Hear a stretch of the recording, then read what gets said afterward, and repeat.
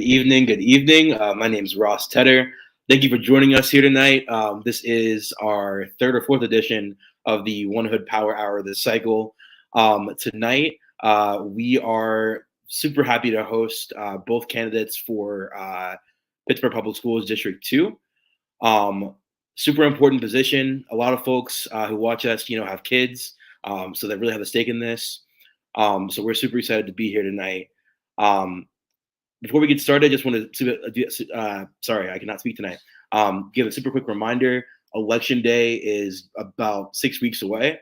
May 16th is the primary. Prior to then, if you are a person who does not like to vote in person, the absolute deadline to request a mail-in ballot or absentee ballot is May 9th. We always recommend doing it before then. You never know when that thing is gonna come. And of course, if you or anyone is not registered to vote, or you need to change an address or change your name or anything of that nature, the last day to do that is going to be May 1st. So be aware of those dates and pass those along. So, but with that, we're super excited to have both candidates here tonight. We have Devon Taliaferro, who is currently an incumbent. She is PPS school director for District 2. And we have Ron Sofo, who is a candidate for District 2 and who is challenging Devon. And so with that, I will let each candidate talk a little bit about who they are and why they're here tonight, starting with Devon. I'm so sorry. I keep mispronouncing your name. It's okay. Devon. So Devon Taliaferro, I am the current school board director for Pittsburgh Public Schools in District 2. And I'm very proud to serve the community and the many neighborhoods that I serve in my constituency. I serve currently as the first vice president of the board. This is the second year that my colleagues elected me first vice president, and serve also as chair of the government relations committee of the board, as well as board liaison to the career and technical education program.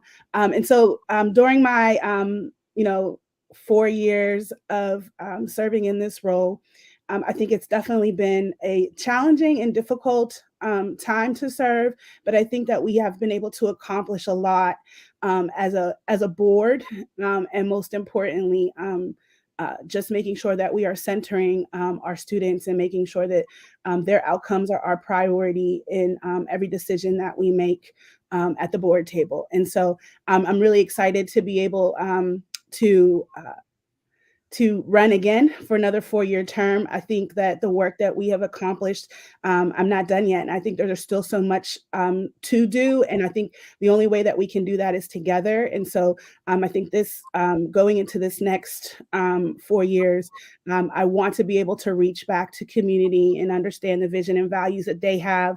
And so that when I'm representing, I'm always representing community. I've been able to do that in many ways during the past 4 years, but I think being able to create a vehicle for community voice is something that has been really at the forefront of my mind. And I think wanting to go into to this, working with my constituents, working with the students and staff and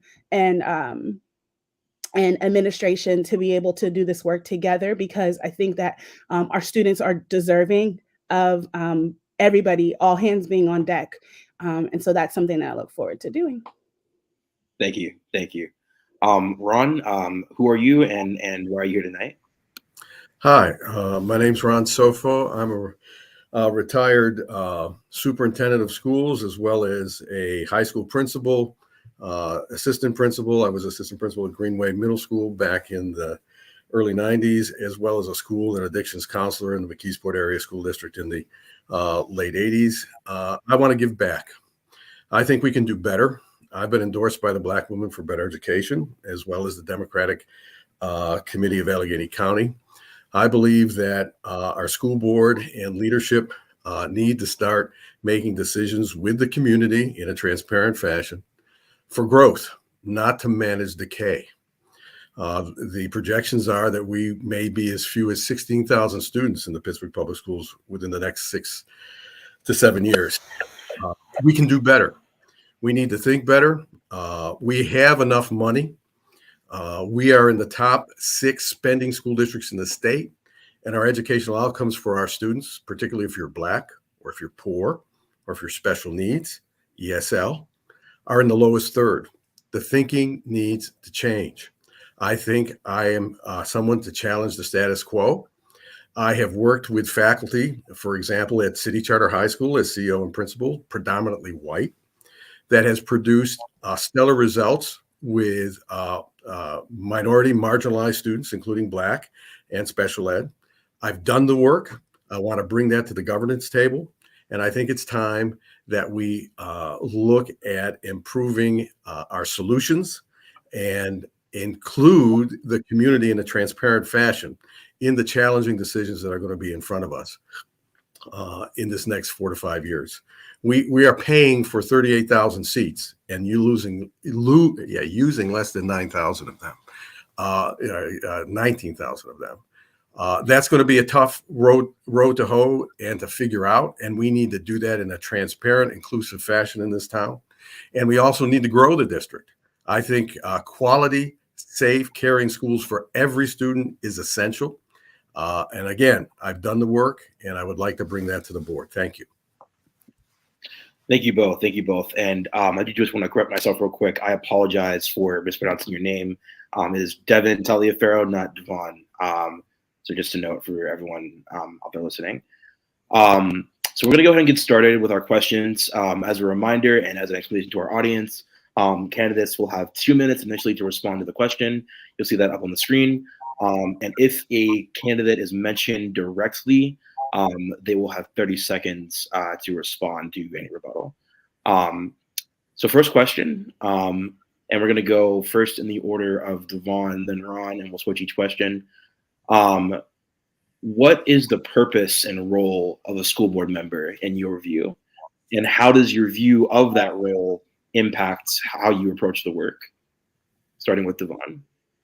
Yeah, so when I think about my purpose and my role, I really think the purpose really and why this work is important to me is that our students deserve leaders who are thinking about them first and foremost. And so I think when you come to the board table, every time that I come to the board table, centering our students in mind and making sure that we are leading from a place of thoughtfulness, a place of critical thinking, a place of, moving in a direction that is going to produce results for our students. Outcomes is what I think is what our priority should be. The role of the board is oversight of budget. It is the evaluation and the hiring of the superintendent. And I think, I've been able to do a lot of those things in such a way that, again, centers our students, centers the needs of what our families need and what the district need, what our teachers need to be successful. And then if we're not in that place of, it's not just about what Devon thinks, it's about what is necessary and what is right. And so always having all stakeholders at the table, whether it's students, staff, community members, our city and state and county officials, and building those bridges. And so that we are not separating ourselves and operating on an island as a school district, but that we are operating together because we are serving the same children in the school district. And so the role of the board really is to make sure that we are representing the vision and values of the community. Thank you. Thank you. Ron, and do you need me to repeat the question? No, I see it on the screen. So the purpose and role of a school board member is to, as Devon has indicated, our one and only employee is the superintendent. So hiring the superintendent is key, and the evaluation of the superintendent's work is an important role of the board. Also, and critical, is working with the superintendent with appropriate input from all the stakeholders in the community. to create a limited and focused set of goals and priorities for the district that then drive how we decide to spend our money. And how we decide to spend our money that will have a high probability of producing academic growth for all students, particularly those that have been marginalized by the traditional public school system. And in that process, making sure that every one of our schools is a safe, caring, and quality educational school that all students can show that they are growing academically throughout and during a school year and over their career in the Pittsburgh Public Schools. So what I bring is the fact that I've worked as a superintendent. I understand what it means to be evaluated by the board. I also understand that having clear goals and a consistent set of teamwork among and between board members and the superintendent is pivotal and critical to execute a quality set of programs and approaches that will produce the kind of results that we need in the Pittsburgh Public Schools. Yes, we are representatives of District 2, and we need to be open. I think in my tenure, I think as a school board member elected from a particular geographic district, that I need to be able to hold forums and informal meetings and conversations with everyone who cares about safe, quality, and caring schools for all kids. And I think you do that all the time. For example, at public meetings, there's 3 minutes. My commitment is, we're done? Okay. Yeah, I'm sorry. I've lost track of the time. I will be more prompt next time in cutting you off. Right. So second question, starting with Ron and then going to Devon, what do you view as being the biggest challenge or being the biggest challenges, plural, facing Pittsburgh Public Schools? Okay. I think one of the biggest challenges is leading for growth and not managing decay. We got to figure out what is the appropriate physical plan for this district. But to do that, we've got to come together with one or two major priorities. What are the educational outcomes and goals that our students need to be life and career ready in the 21st century and be able to deliver educational programs with appropriate equitable supports for all kids in a physical plant that is capable of operating safely in a caring way in the 21st century. I think we have seen a lot of the inequities in the Pittsburgh Public Schools with regards to physical plant, with regards to technology and the distribution of staff over the pandemic. And that's going to be one of the major challenges to lead for growth and to create a physical plant that is worthy of all of our students and can prepare them successfully for life and career after high school. I think the other is figuring out where the money's going now. We're in the top 6 spending districts in the state. And as I said before, in the lowest third of educational outcomes, we need to have a set of priorities that will redirect and redistribute that money so that we get better outcomes for all students. And again, particularly for those that have been marginalized by the traditional school district. And 3, building partnerships across the city. When I talk about the physical plant, we'll probably need some new schools. And we should be approaching the nonprofits, the people that we want to tax, and say, we don't need your tax money. We need you to invest in our physical plant and help us build new schools and put money where we need to get investments that return over decades and build bridges to both profit and nonprofit and community organizations to have a welcoming place for all in our district. Thank you. Devon, and let me know if you need me to repeat the question. No, the question was how I view the biggest challenges facing the district. I mean, I think that my time on the board was leading through the global pandemic, and so I think that is probably been one of the biggest challenges is how do we navigate out of the pandemic and how do we address the critical needs of our students.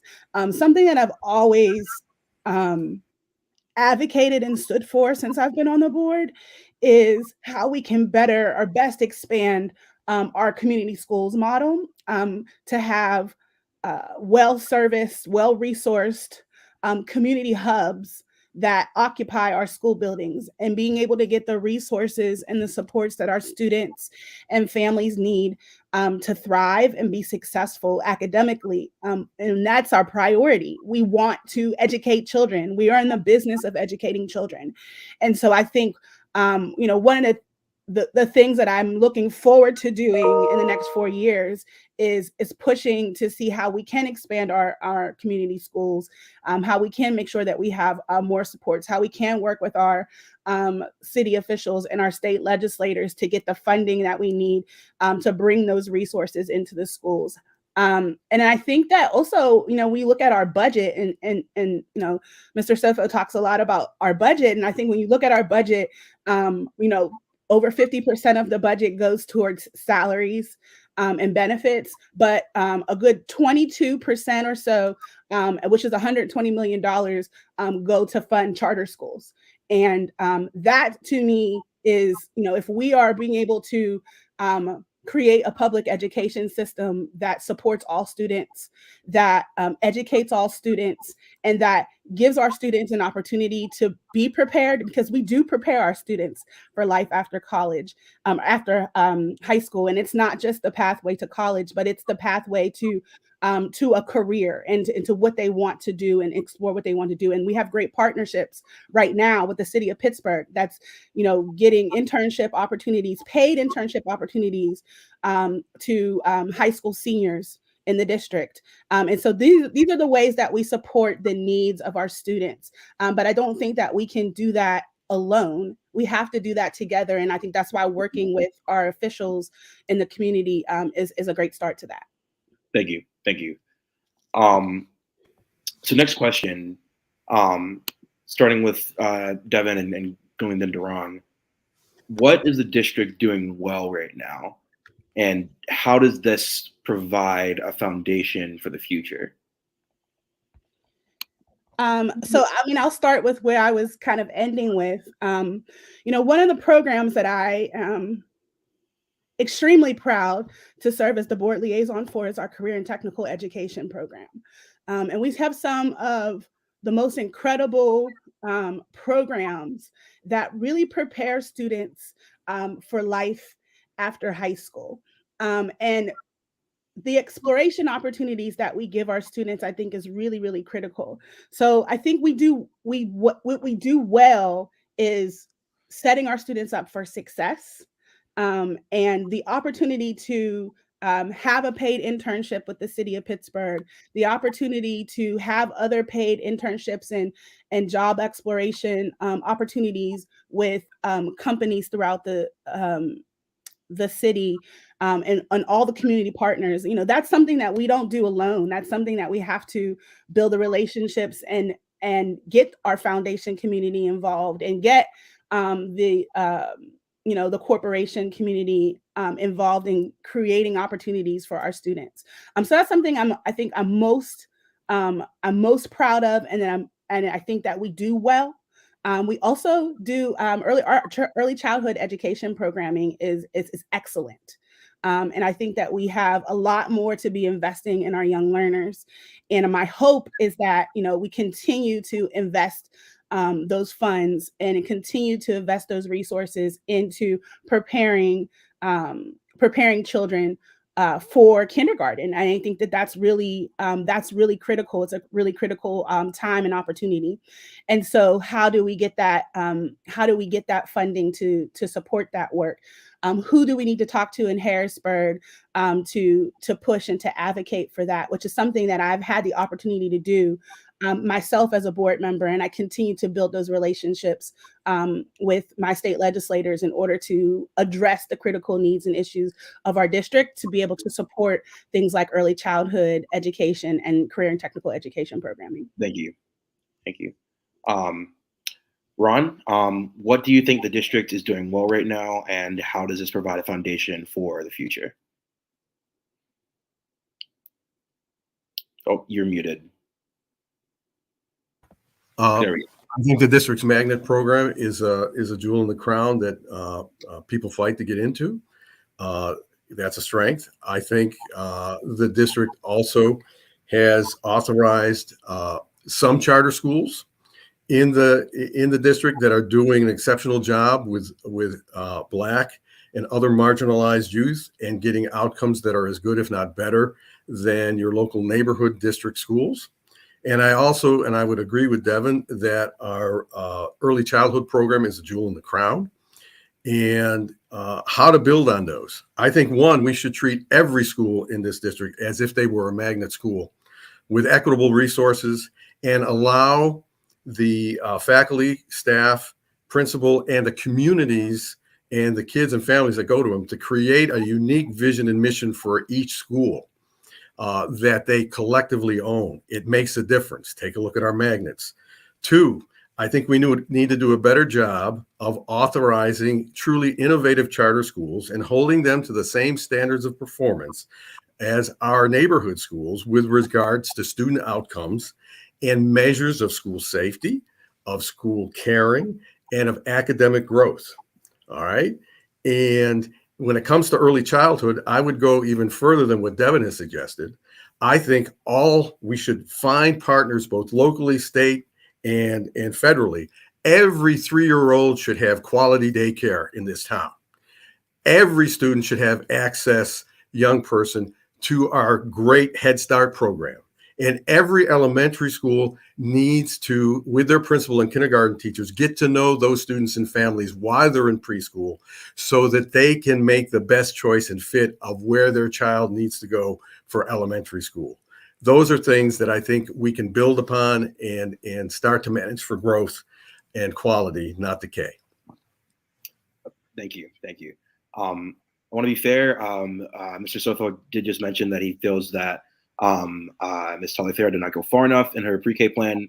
I'm going to give 30 seconds to respond to that.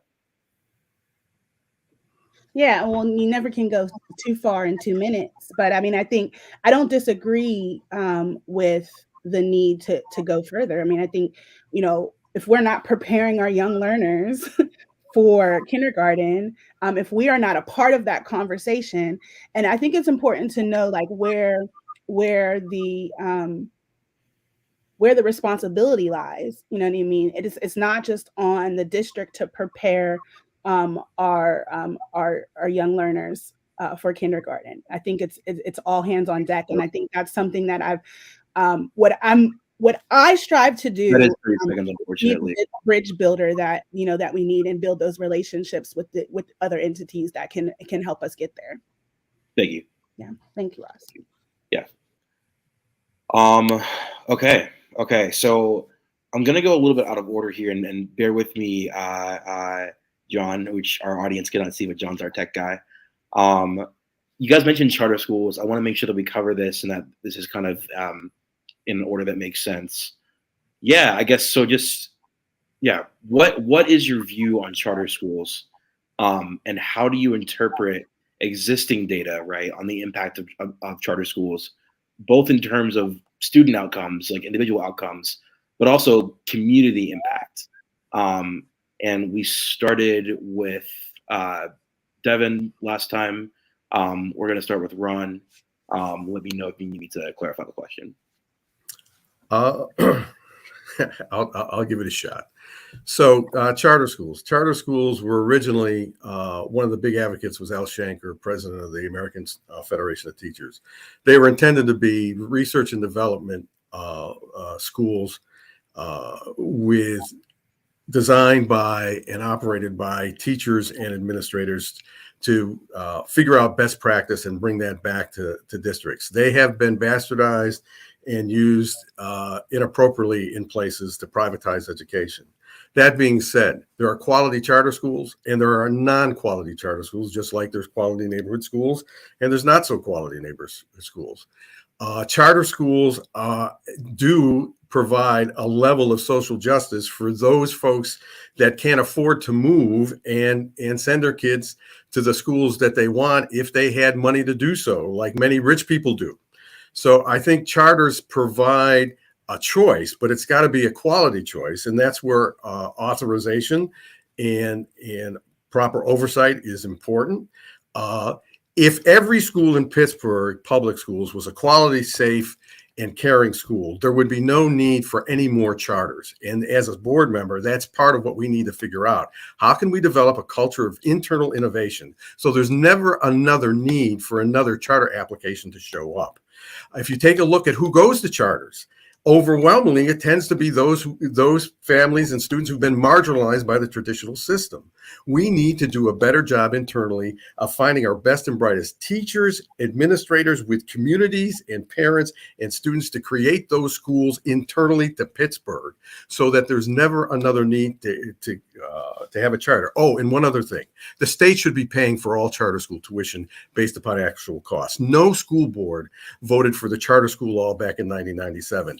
And Harrisburg has done local school districts and taxpayers a disservice by putting that unfunded mandate on local school boards. Think about this. Would Harrisburg have such a hands-off if they were paying the bill directly? We're at time. Actual cost. Thank you. Thank you. Devon? Yeah. So my short answer is always, if we actually could invest our resources in addressing the issues in our public schools, there would be no need for new charter schools to exist. And I know that there are schools that meet needs that maybe are for a specific population of people. And I think those charter school applications that come across, we have to make those decisions on an individual basis. But the real issue is that the charter school law is 20 years old and has not changed. And right now, our state legislators in Harrisburg aren't necessarily interested in changing charter school law. And so there needs to be charter school law reform. I 100% agree with that, and that needs to happen in Harrisburg. And I've spent time in Harrisburg, as chair of the Government Relations Committee, having conversations with legislators on both sides of the aisle about where we can meet in the middle. And I think, as a board director, I am, I have this lane to be in, but I think that it's important that we also cross into the lanes and work with our state legislators to continue to advocate for. And I think that it's really challenging too, because, we are currently funding two systems of education, while we're funding the first one. And so, we are paying tuition to charter schools, that's bleeding our coffers dry. And so, how do we address the funding issue? Because there is not enough funding. And I think it's the second largest school district in Pennsylvania. Our state legislators will tell you that Pittsburgh hasn't gotten its fair share. And I think that we need to do the work and do the advocacy work to push for that funding. Thank you. So jumping back here to our broader questions, what do you understand about current plans to provide, a more equitable educational experience for students in our district?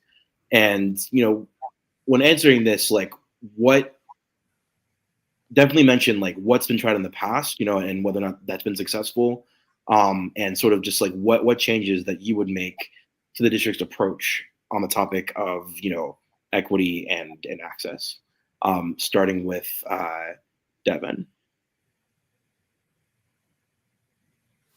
Okay. That was a lengthy question, I know. Yeah, that was a big question, Ross. But it's all good. So I guess, one of the things that I'll start with is, we are in a process. I think we just approved, or we're going to be approving, an equity audit. And so I think, we started a Department of Equity, and I think that that's something that, was predated my time on the board, is starting this equity office. And we just hired a new director in that office. And so I am hopeful that the administration will be able to kind of get back to some of the work that we need to do to make sure that our schools are supported and able to meet the needs of our students, no matter what school they're in. And I think that that's really what the priority should be.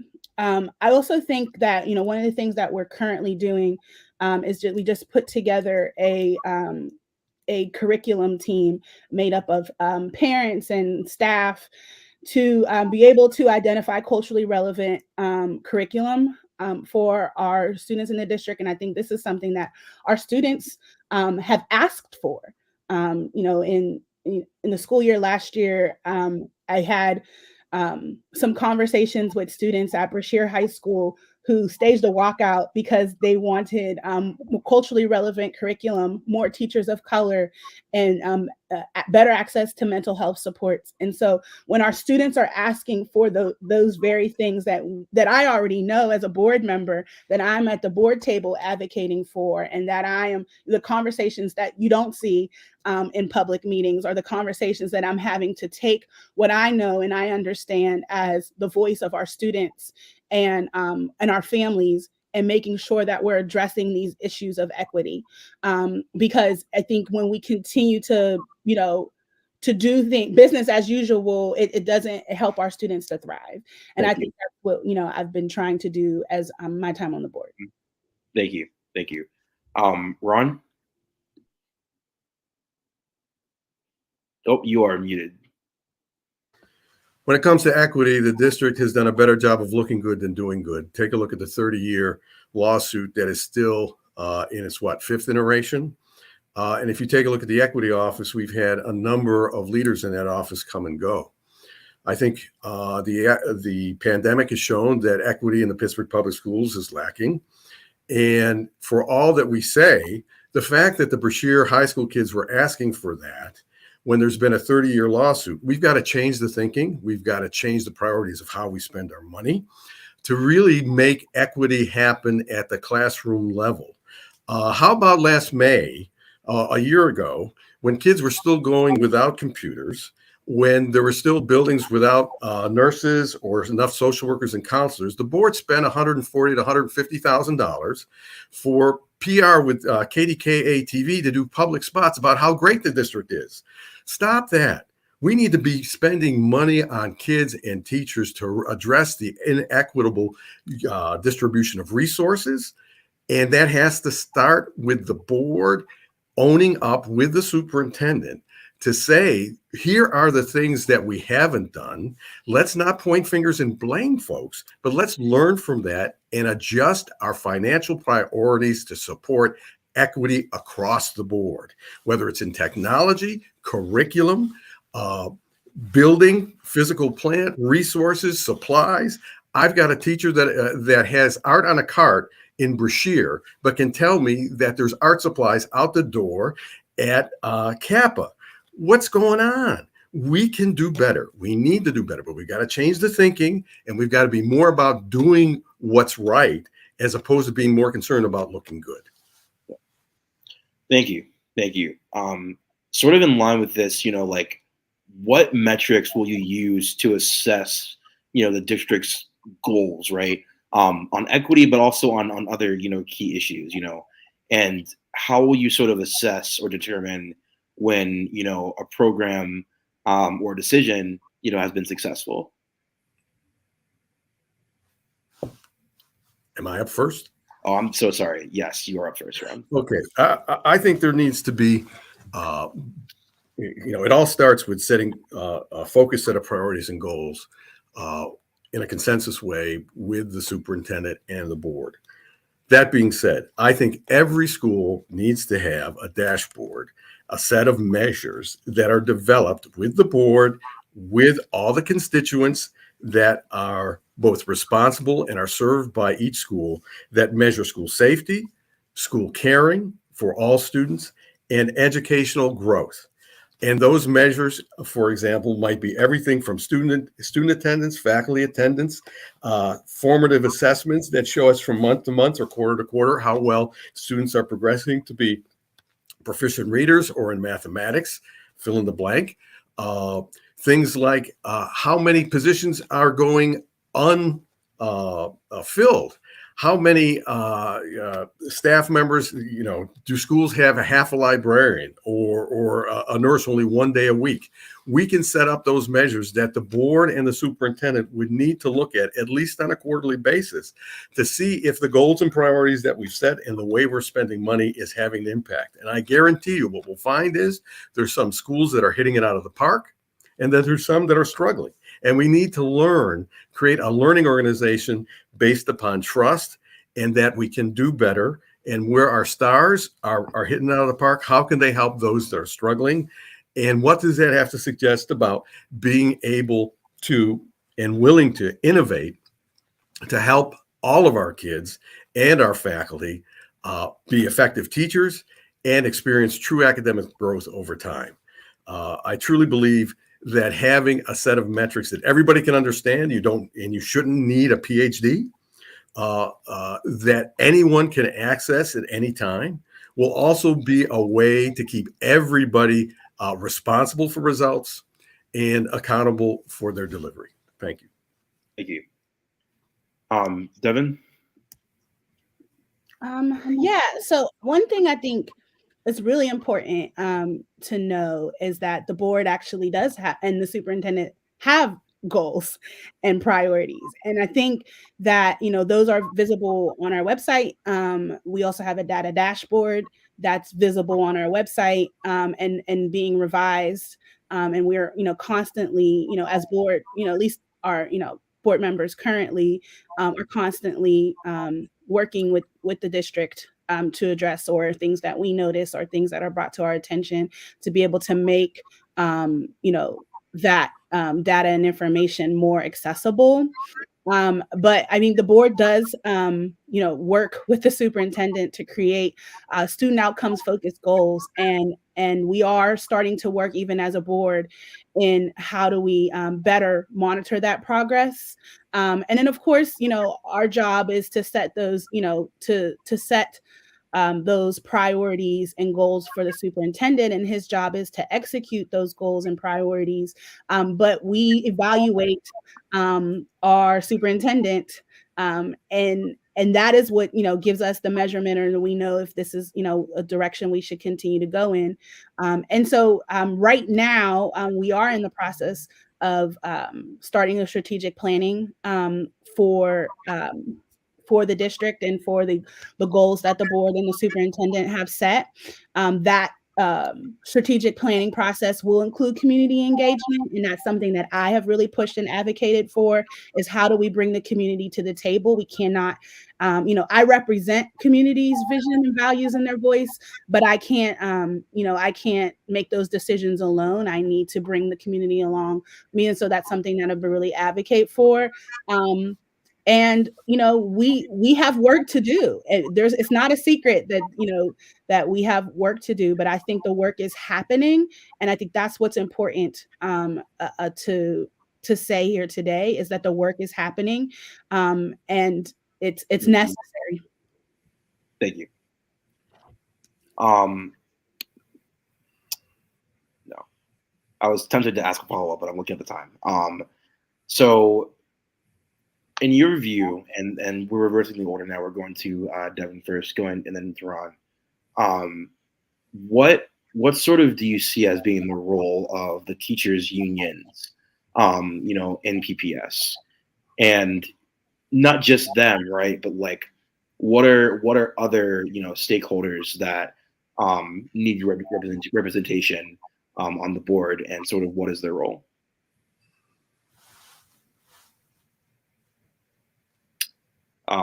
Okay, sorry. Here I am. So I was kind of writing it down so I could print it.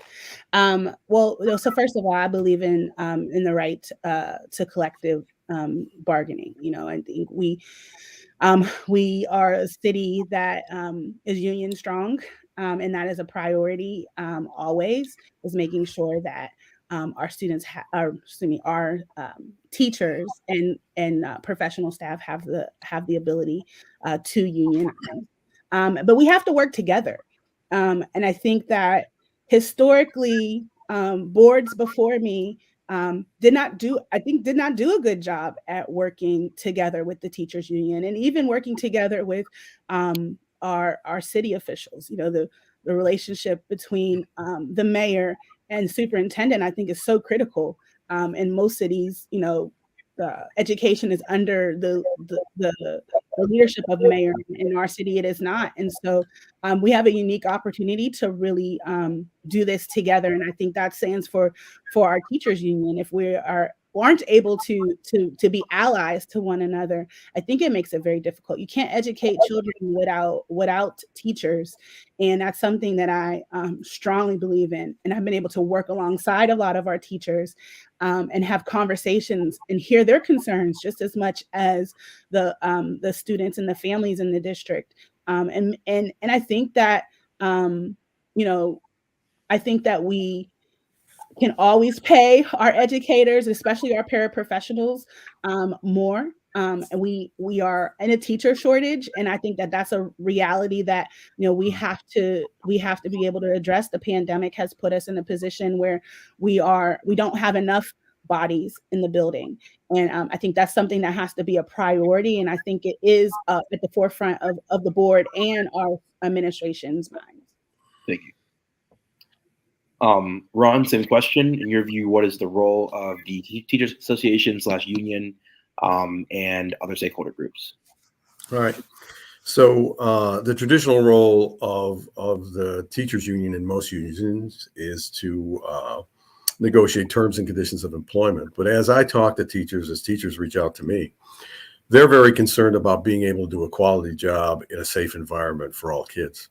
And I think we need to be listening to them and giving them more agency in how things happen in individual school buildings. They care. They want to do a good job. They see things every day that as a board member, we're not that close to. And I think they need to be at the table talking to us to see how we can shape both board policy and how that influences a positive, caring, safe school culture in every school building. I do believe that education is the business of everybody. It's bipartisan. I believe the mayor's office, the county executive, and our state representatives need to really come together, not only for an event, but have ongoing conversations and build relationships of trust so that we can really make Pittsburgh the most livable city for everybody. Because right now, straight up, it's not. We have a stratified education system. If you can get into magnets, you're great. If not, it's tough. I've talked to a lot of families in District 2 that when they're having kids, if they can't get into a magnet program, they want to leave and either go to a private school, a charter school, or they leave town completely. We've got to change that narrative. We've got to lead for growth, and everybody needs to be at the table. We're concerned about school safety. School safety doesn't start at the school door. Yes, there are things that we need to do that can make our schools safer, but we also need to work with communities and the city and the county to figure out what are the determinants that feed into violence, unemployment, drugs, lack of health care, lack of affordable housing, food insecurity. How can we work together? And community schools, the community schools model that Devon has mentioned, needs to be at the forefront of what we do and fund it appropriately and welcome verified quality providers of those kinds of service in a one hub, one-stop shop for our families and their students. Thank you. So this next question is sort of just about the scope of the role and in regard to the actual district itself. This is a role that represents a specific part of the city of Pittsburgh. And so how will you balance the needs of your constituents, with the needs of, that of the overall district? And I believe we started with Devon last time, so we'll start with Ron. I think they're interconnected. To say that District 2 has a separate set of needs that need to be advocated for at the expense of any other portion of town is ridiculous. And in the long term, hurts all kids, hurts the district. I think we need to see our role as being able to listen and be visible to our both constituents and the schools and the faculty and the students and the families we serve. And within that, find the common ground and the common solutions that are going to raise all ships. Because at the end of the day, we are the Pittsburgh Public Schools. We are not District 2 within Pittsburgh Public. So we've got to build bridges. We've got to see where the commonalities are. We've got to call out where the inequities are. And in doing that, we need to do it with grace. We need to do it with looking to build a better future for our kids and for the folks that work with them, whether they're teachers, paraprofessionals, school police, you name it, crossing guards. We're all on the same ship, whether you're in District 2 or in District, you name it. So again, I think listening and advocating for what's best for kids in District 2, something tells me, by and large, it's going to be best for every child in the district. And we've got to impress upon ourselves the commonalities that bind us and will lead us to being a stellar school district for every child, and grow this district and hold people and families and attract more back. And one place you can go to take a look at that, go to Indianapolis. We've done some research. They've done it. And I won't go in a whole lot of detail, but they're about the same size as us, and their district is starting to grow again. So I rest my case at that point. Thank you. Devon? Well, I don't disagree with what Mr. Sofo said, but I think a previous comment that he made about this Pittsburgh not being a livable city, and I think maybe our experiences could differ because Pittsburgh is one of the worst places for Black women to live. The Gender Equity Report of 2019 stated that. And when I think about the needs of our students and our families in a district where we have a majority students of color, we have a large immigrant and refugee population. Our students that with special education, requirements and the things and the issues that they go through. And so I think that, always centering the needs of the most disadvantaged, but I also believe that, when I come to the board table, we are making decisions on behalf of all children in Pittsburgh Public Schools. And I think that's what I center always. And I think it's really important, when I go into community, when I interact with students and families, when I get invited to the PTA meetings or the school plays or the art shows, and I interact with the students, I think it's important for someone like me to show up, to be there, to be present, to be the example. And there's impact and there's value in representation. And I think that that's something that I carry with me as a public school graduate in the city of Pittsburgh. This is my home. And so I represent not just District 2, but I represent the entire city. I represent the people who are struggling and need somebody and need a leader at the table that's going to champion for them and that's going to understand their needs and put those needs first in their decision making. Thank you so much. I think that's a really tough question because on the one hand, a rising tide, theoretically lifts all ships, but not always the case, So our next question is sort of just about, transparency and public information. So I guess just what are your views on open data and, just information sharing from the district, and what sort of information do you believe should be made public from the district? Starting with Mr. Sofo. Or sorry, starting with Devon. Okay, start with me. Well, I mean, open data. I mean, it hasn't been something that we've been able to. We've had many conversations about it as a board, and I think that all it takes all board members to get on board. Honestly, you need 5 people to make any type of decision, so it's hard to just fix on my own, I guess, solo. But um, I think that there's benefits into being able to, first of all, transparency is necessary, and there's benefits to being able to make information public and accessible to people in plain language that people can understand and read, and not in tech language. I think sometimes people can feel overwhelmed by that.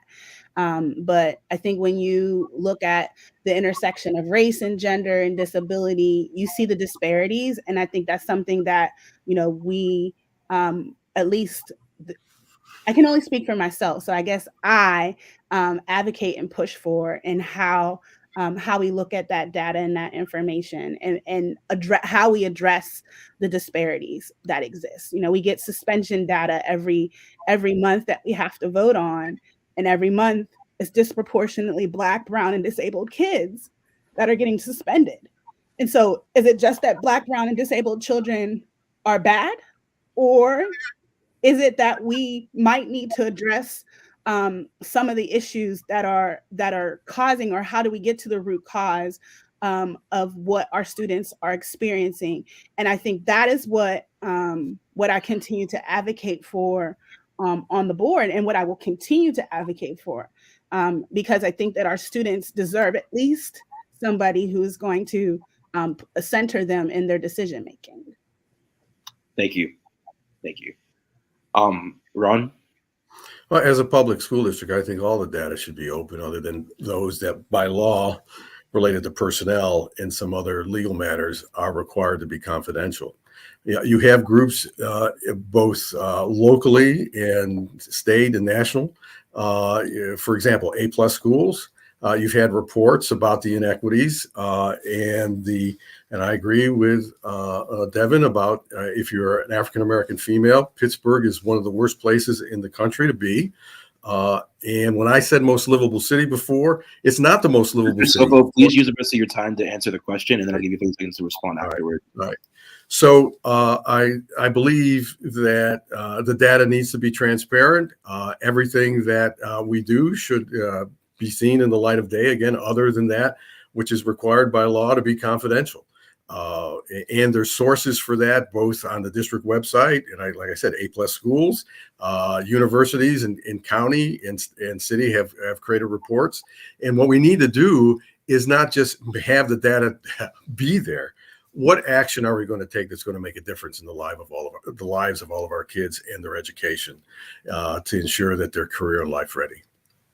Thank you. Sort of backtracking, I do want to be fair and give Mr. Sofo 30 seconds to respond to a comment made by Devon 2 questions ago in regard to Pittsburgh being a most livable city. So with that, 30 seconds for Ron. I don't think Pittsburgh is the most livable city if you're African American, if you're poor, if you're special needs, if you're an immigrant, and the data shows that. I want to be clear. We need to do a better job. And I'm someone who's done that, who's been there. So I just want to make it clear. I'm not living in an ivory tower. We need to do a better job. And I'm with Devon on that 100%. Thank you. So moving on, and this is sort of building upon our last question about transparency and data. How will you communicate the work that's being done to your constituents? And what specific steps would you take as a school board member to improve transparency and make just information more widely available? Starting with Mr. Sofo, and you have 2 minutes. I have to think about that. Not everybody reads. Do we need to do a better job of using social media if that's where most people go to get their information? what information is most needed by different folks. For example, parents may be more interested in a certain set of information if they have children in schools, as opposed to taxpayers who don't have any children in public education. How do we get to know what those information needs are for various constituents in the district, and then provide equitable access based upon their set of resources and what we can bring to bear as a district, and what some of our partners at the city and the county level, for example, can provide as well. Because if we're concerned about children being prepared to come to school ready to learn, maybe there needs to be some information about not only food insecurity, but how we can address those needs, or fair, equitable, safe housing. And that may go beyond just the district being able to provide that information. But I do think we have a responsibility to connect the various services and community providers to give that kind of information accessible lanes for those who need it or who are interested in having it. Thank you. Devon, same question. Yeah, so I guess a couple of thoughts. So first of all, we are always working on ways to improve communication methods. And again, I think as a board member, sometimes we do have to advocate for, and work with the administration to make sure that we are communicating things out to the district that are important and that need to be known. I think there really isn't a vehicle for a board member to gauge community input that hasn't been necessarily or traditionally what this board has done in the past.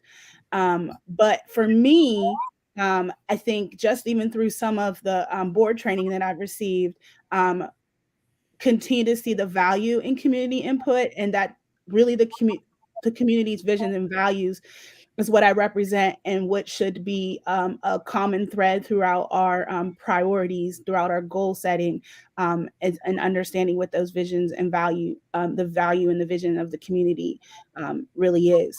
One of the things that I think I envisioned myself being able to do coming in here, because I am such a bridge builder, and because engaging with people is, not only just what I do as a board member, but is also what I do professionally, is being able to have a kitchen cabinet of constituents to be able to hear some of the issues. I do have conversations with parents all the time. I do have, conversations with my neighbors who don't have kids in the district and are just taxpayers. And so being able to create a vehicle for more community engagement is something that I think is really important. And I think that's what I'm committed to being able to do in the next 4 years, is to build that out more.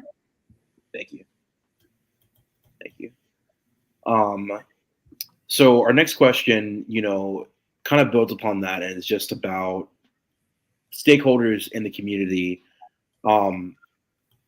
How will you work to build consensus in the community around the work of the school district? And who do you bring with you to that table in those conversations? Starting with Devon.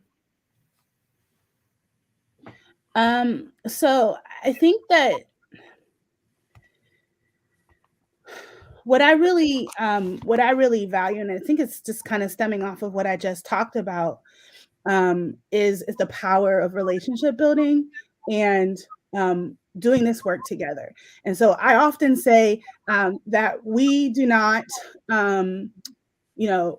we are not serving different children. The city of Pittsburgh, the county of Allegheny, the state, like, we're not serving different children. We are serving the same children in this region and in the city of Pittsburgh.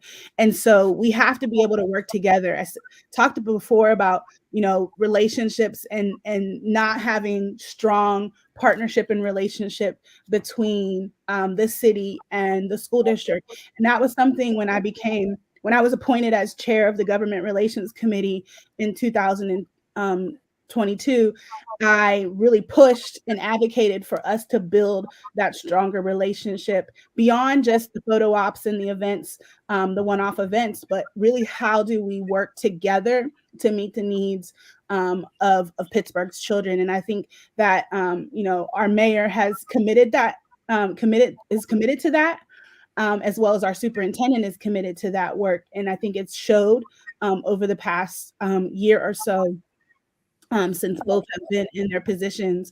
But I think there's still work to do. If we're not working together, we're working really against what is best for the children in the city of Pittsburgh. And I think that's something that I hold and keep with me every time that I'm advocating for things, or I'm pushing, or I'm having the conversations with the superintendent or his administration to make sure that we address those issues. And I think we're going to see it in our strategic planning process as well, as bringing in community voice and stakeholder voice.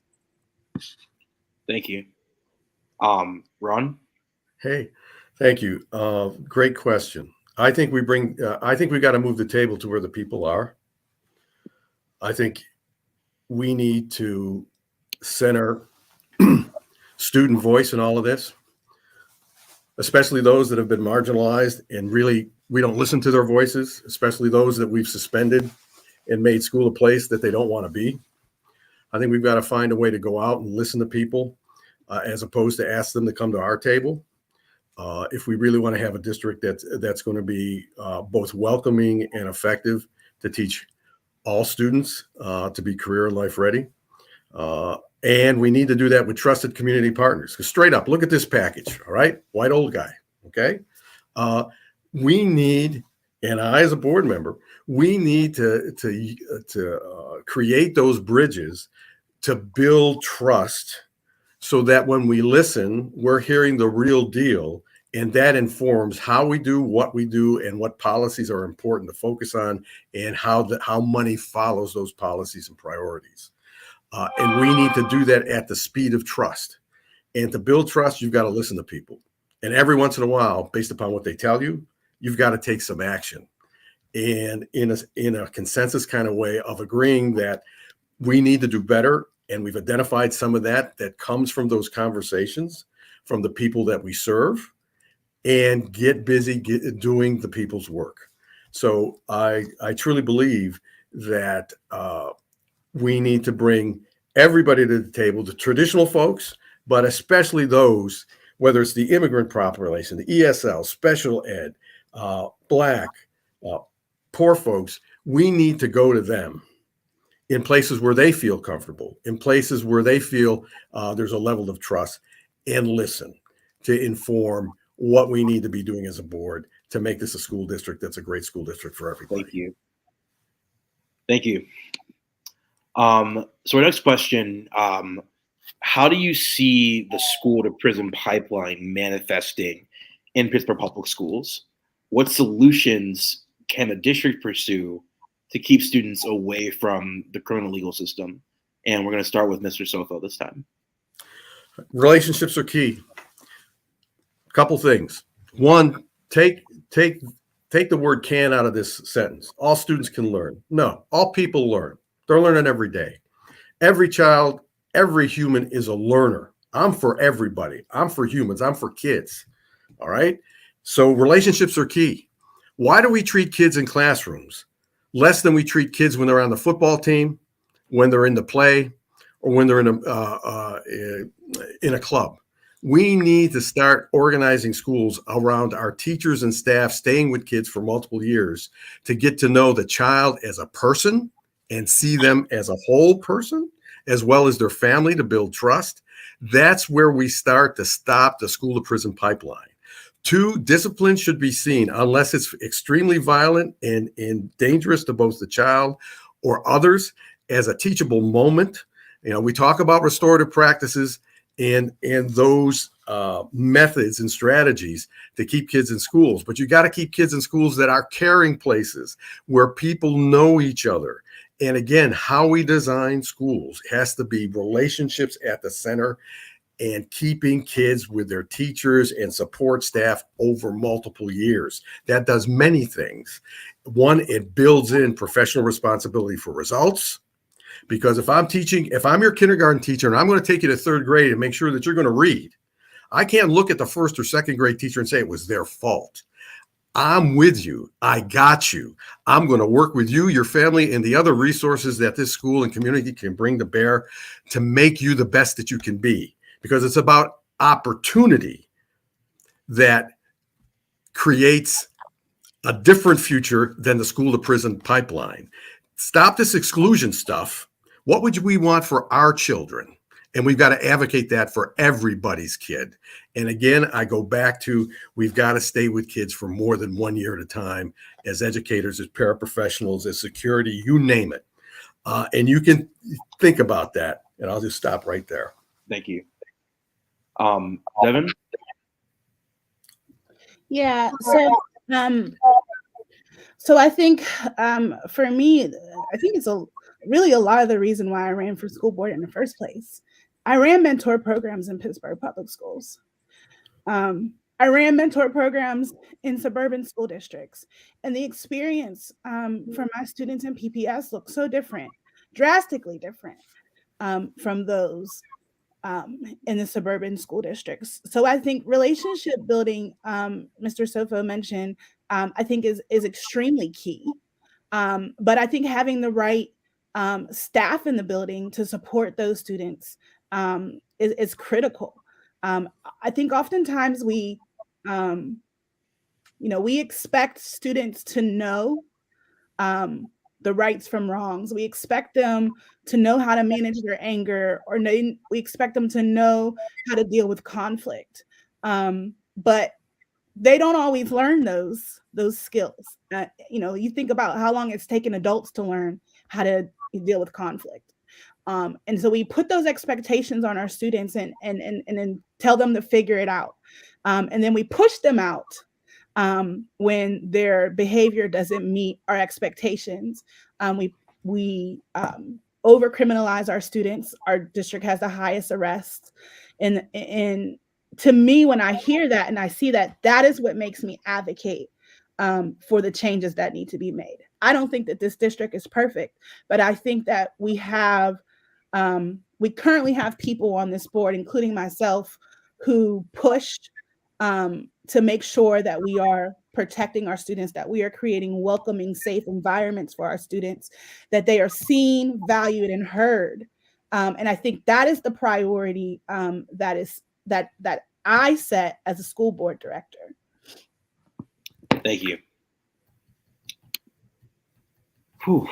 I'm sorry, y'all. I am struggling to organize my tabs. Here we go. Our next question. So, along the lines of the school to prison pipeline, a lot of folks' first interaction with that is school police, right? And is oftentimes punitive measures set in place by the district to quote unquote correct behavior. So this next question is sort of just, do you support the replacement of school suspensions and other, punitive measures to enforce discipline or attendance requirements? Do you support replacing those measures with alternatives that don't interfere with learning and potentially with, the comfort of the environment? And we're going to start with Devon. Okay, wow. I guess short answer is, I've never been an advocate for suspension without solution.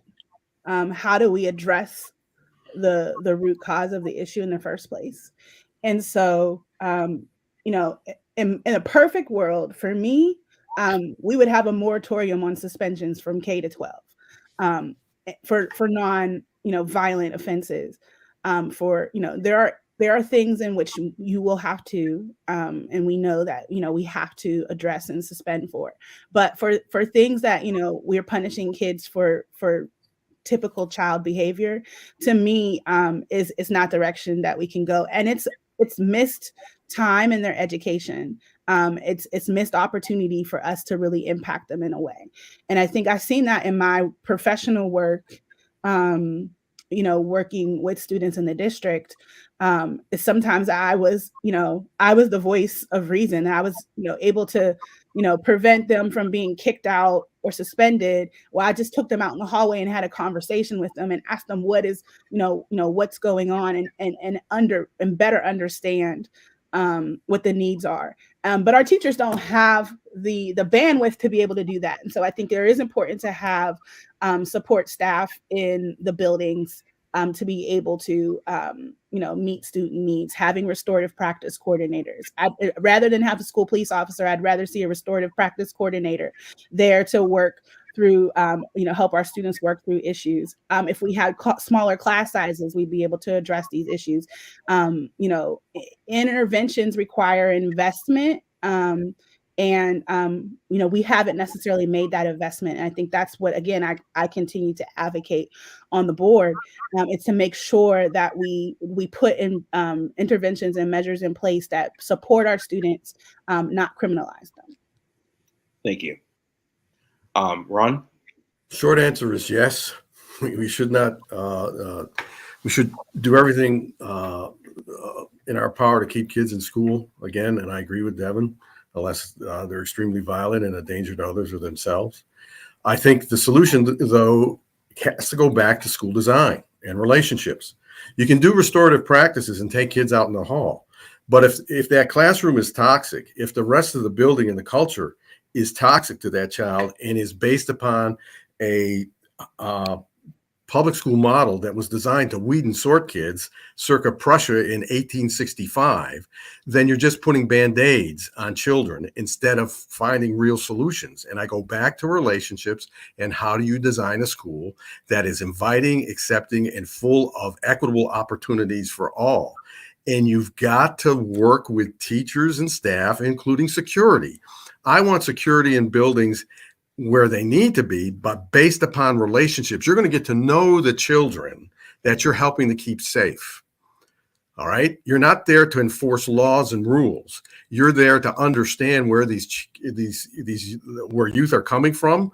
And if you're somebody who's been with a child for more than a day or two or over a year, everybody has a bad day, and behavior is goal directed. If you take the child out in the hallway and find out that there was no food in the house and somebody just got shot next door, maybe we can understand that a little bit better. But we've got to get to know and see all of our kids. And it goes back to school design.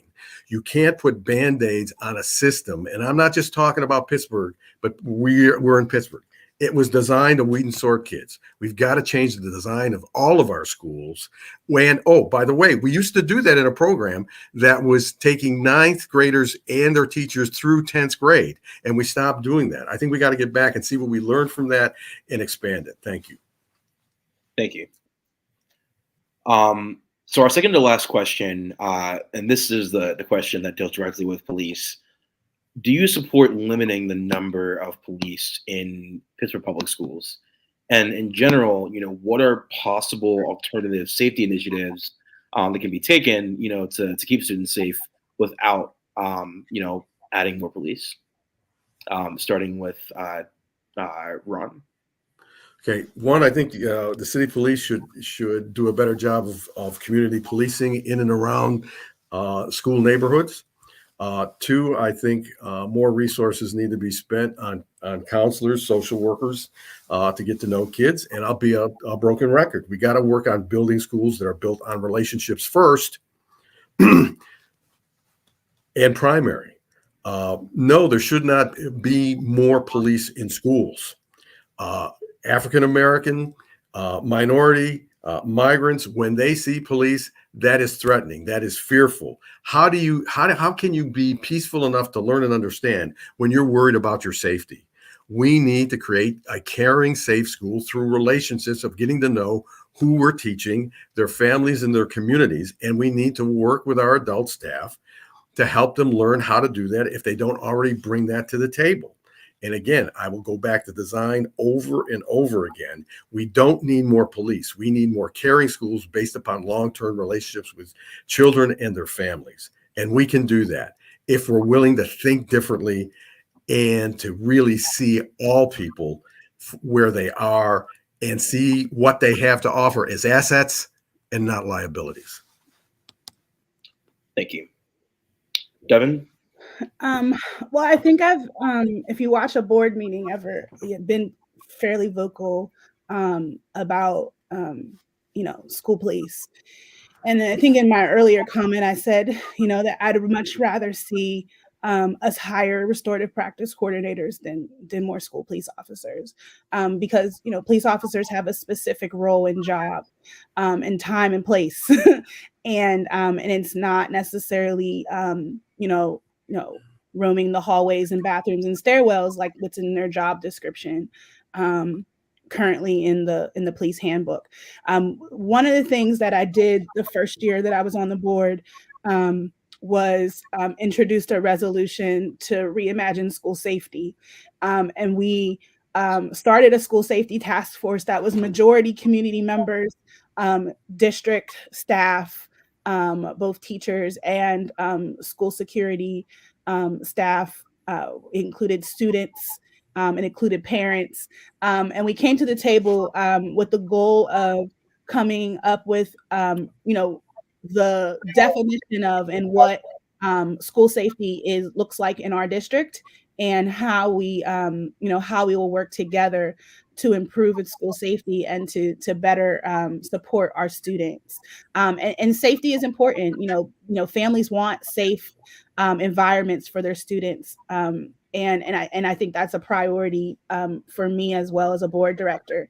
And so, I would want to continue to do that work. That work was stalled because of the pandemic and some of the other, issues that the district was facing at the time, including staff shortages. And so that's some of the work that I've been pushing to get back on the table so that we can get some quality recommendations that can influence policy and some of the changes that we need to do better address school safety in the district.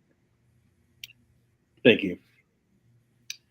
So this is our final question before we go to closing remarks.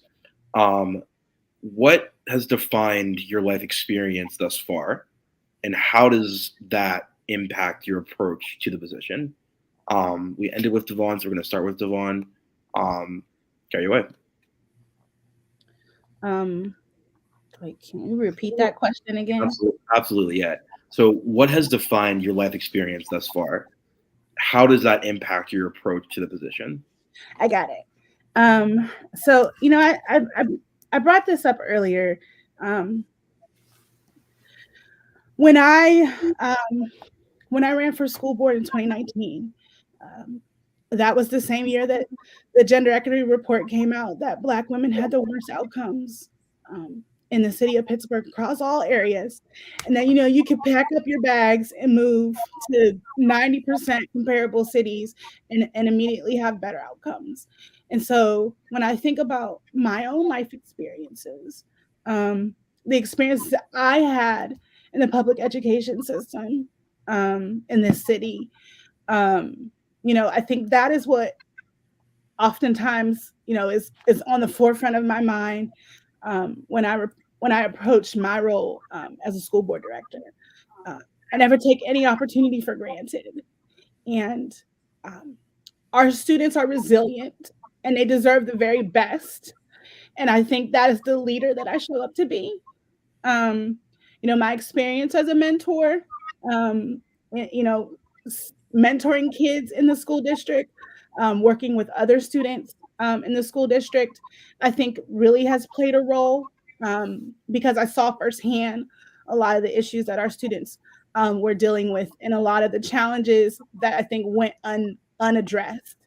And I think since I've been on the board, I've been able to advocate for some of that change. And I think that's what I really value, is that, my voice is just a representation of the people who surround me, and the people who, come to me and, share their concerns. The students, making time to talk with our students and hearing their voices, and their experiences, and just being able to keep,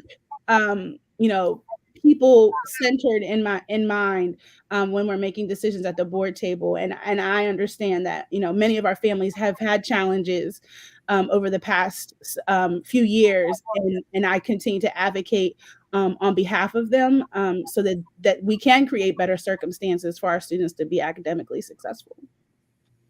Thank you. Ron? Yeah, great question. So the first 20 years or so of my career in public education, I finally figured out that I was running a system that was weeding and sorting kids, that was putting them in boxes, denying them opportunities. And so for the last 12, I committed myself to being a different kind of educator, a different kind of person that was about opportunities, was about listening, was about seeing everybody and not looking at deficits, but looking at strengths. If you look at the work that we did, Freedom was known as segregating our special needs kids in two rooms at Freedom High School. Within 5 years, we were getting national awards for being one of the most inclusive design high schools in the country. If we take a look at what City High has been able to do in an open enrollment environment for Black students, for special needs, for LGBTQ, it is outstanding and can compete with district magnet schools and sometimes exceed their outcomes. So for me, being on the board is walking the talk now at the policy level, at the governance level. I've done the work. It's not easy work. I learned how to work with a white faculty to see African-American kids and poor kids and ESL kids and special needs kids, and we did a better job than most. So I know what it takes, but I also know that governance is key to what happens in your local neighborhood public schools. And again, we've got to change. We've got to keep pressing for innovation and thinking that's based upon opportunity and possibility and relationships. So it's time to be inclusive and hopeful and to lead for growth, not manage decay. Thank you. Before we close out, I just want to thank both of our candidates for joining us tonight. We really appreciate you guys coming out and participating and helping to really involve the community in this decision-making process. This is a position that has a lot of impact. You know, it's not an every year position. So we really appreciate you guys coming out and putting your platform out for people to see. So with that, we're going to move to closing statements. We'll have 2 minutes each. You know, the fair thing to do is start with Ron, because we just ended with Ron. So I'll let you take it away. I would appreciate the opportunity to serve and to use my years of experience, some of which I wasn't so successful, but I've learned from it. And that's what we've got to be able to do in this town, is to admit that in our mistakes, in our struggle to do better, there is where the solutions lie. And they lie not just within one person or one board or one organization in the city of Pittsburgh. We've got to come together as a village and pull our weight collectively, and the sum of its parts will be greater, to create a public education system that has every school being a quality, safe, caring school, because everyone in town is invested in it, whether they're on the school board, whether they're in city or county government, or whether they're a citizen who has no child in a school but wants to support quality, safe, caring schools for the next generation. So I would appreciate your consideration of a vote to challenge the status quo, to push it to a new set of design principles for the 21st century that will serve all of our kids better, so that we won't have in 10 years another equity report that says that African-American females, this is the worst place to be, that the outcomes in third grade aren't that 60% of our African-American or poor special needs kids are not reading at grade level. We've got to change the thinking, we've got to change the design, and we've got to be willing to create a atmosphere of trust, of grace, to understand where we've fallen short, to accentuate where we've succeeded, and to create the new and not fight the old. Thank you so much. Thank you. Devon. Yeah, when I ran in 2019, I ran because I felt like my students deserved a representative and a leader who would put them first. And I think that's the leader that I've been over the past now 4 years. And that's the leader that I will continue to be for the next 4 years. And I think when I think about what our district has gone through in the past few years with the pandemic, stability is something that is often mentioned and brought up is needing to stabilize our district again. And I think stability in leadership is also important. We have a new superintendent. We have, we'll have new board members come December of this year. And I think that it's important to have leaders and board members who have been doing the work, that have been championing for all students, our students with disabilities, our English language learner students, our students, our student athletes. Every student deserves a quality of public education, and an equality experience, and to protect all students, to protect our LGBTQ students, to protect our students of color, our homeless students, and students in foster care. I think, I represent everyone. And I think it's important to have, a leader who's moving towards progress and moving towards, continuing to advocate on behalf of all students. And I think that's the leader that I've been, and that's the leader that I will continue to be. But I can't do that alone. And so I carry so many people behind me who are willing and ready to fight on behalf of our students. And that's something that I'm honored and feel is a privilege for me to do. Thank you. Thank you both. All right, everyone. Well, thank you guys for joining us for our Pittsburgh Public Schools District 2 Forum. We really appreciate both Devon Taliaferro and Ron Sofo for coming out. If you are a resident of East Allegheny, Polish Hill, Morningside, parts of East Liberty, parts of actually all of Lawrenceville, Highland Park, Troy Hill, Stanton Heights, and or Bloomfield, this is your district. It's super important to come out. Even if you don't have kids, this obviously impacts how your taxpayer money is spent. So I think everybody should care about this. But just once again, I just want to thank everyone for coming out. Elections May 16th. We want to have a really high turnout. This is a quote unquote off year, but there's no such thing. And us here at One Hood Power, we'll be off next week. We won't have a power hour next week, but join us for the 18th. We're gonna have our Pittsburgh City Council forum, and that's gonna be in person. Really appreciate everyone tuning in tonight, and we'll see you guys on the 18th. Over the course of a few years, life yielded a crisis of pandemics, resulting in many reeling and searching for answers. Black men especially have had to grieve the passing of hip-hop icons DMX, Michael K. Williams, Biz Markie, and many others. How has this impacted Black men? How has this altered the way they see themselves, their ability to express themselves, and their mental health? We sit down with Black men raised on the culture of hip-hop and ask them directly, let's have a bite, take a step back in order to move forward. I'm your host, Miracle Jones, and this is Brunch with the Black Man.